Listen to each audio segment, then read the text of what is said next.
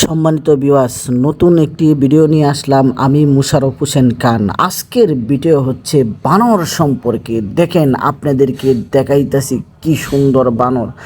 আর এই বানর যারা সমস্ত গড় দখল করে নিয়েছে, তারা দেখেন খানায় খানায় গড়ের উপরে বানর। আর এই বানর দেখে গড়ের লোকেরা বাহিরে চলে গেছে, কারণ খতরনাক এই বানর।